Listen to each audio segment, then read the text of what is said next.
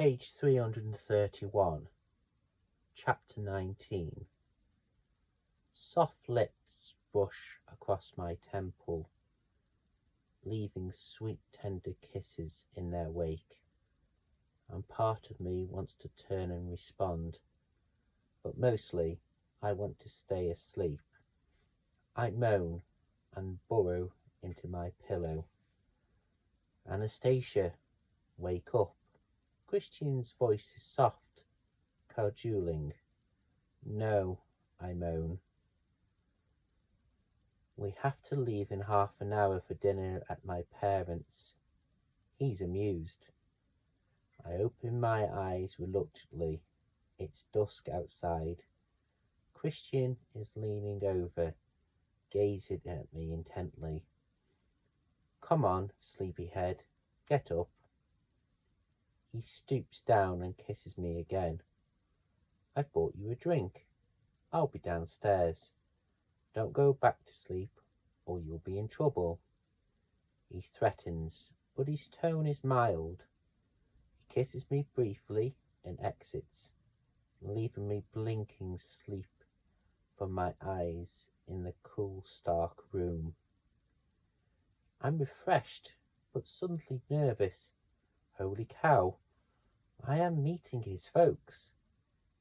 He's just worked me over with a riding croup and trusted me up a cable tie which I sold for him. For heaven's sake, I'm going to meet his parents. It will be Kate's first time meeting them too. At least she'll be there for support. I roll my shoulders. They're stiff. He demands for a personal trainer doesn't seem so outlandish now. In fact, it's mandatory if I'm ever to have any hope of keeping up with him. I climb slowly out of bed. I note that my dress is hanging outside the wardrobe and my bra is on the chair. Where are my panties? I check beneath the chair. Nothing. Then I remember he squirreled them away in the pocket of his jeans.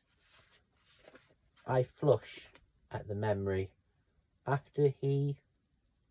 can't even bring myself to think about it. He was so barbarous.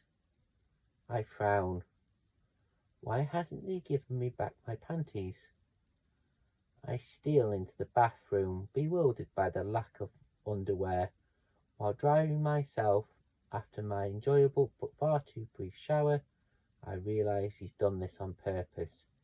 He wants me to be embarrassed and ask for my panties back, and he'll either say yes or no. My inner goddess grins at me. Hell, two can play that particular game.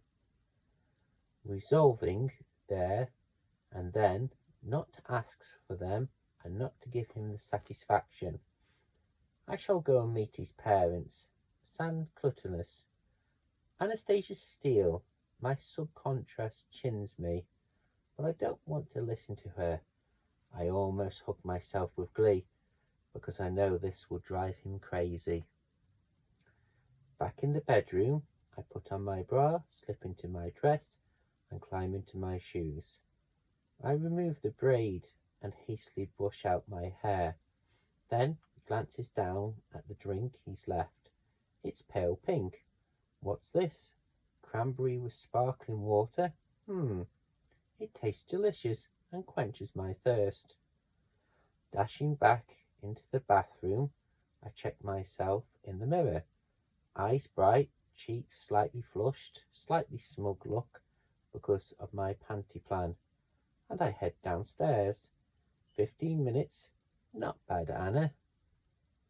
Christian is standing by the panoramic window, wearing the grey flannel pants that I love, the ones that hang in the unbelievably sexy way off his hips, and of course a white linen shirt. Doesn't he have any other colours?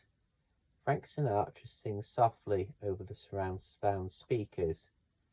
Christian turns and smiles as I enter. He looks at me expectantly. Hi, I say softly.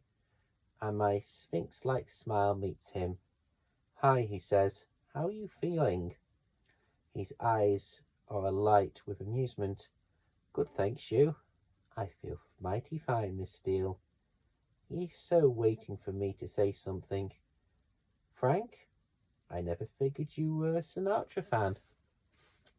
His eye raises his eyebrows at me. He looks spectacular. "Electric taste, Miss Steele," he murmurs, and paces towards me like a panther until he's standing in front of me. He gazes so intense it takes my breath away.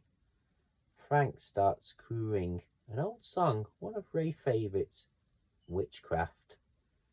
Christian leisurely traces his fingertips down my cheek, and I feel it all the way down there. "Dance with me," he murmurs, his voice husky. Taking the remote out of his pocket, he turns up the volume and holds his hand out to me, his grey gaze full of promise and longing and humour. He is totally beguiling, and I'm bewitched. I place my hand in his. He grins lazily down at me and pulls me into his embrace, his arms curling around my waist.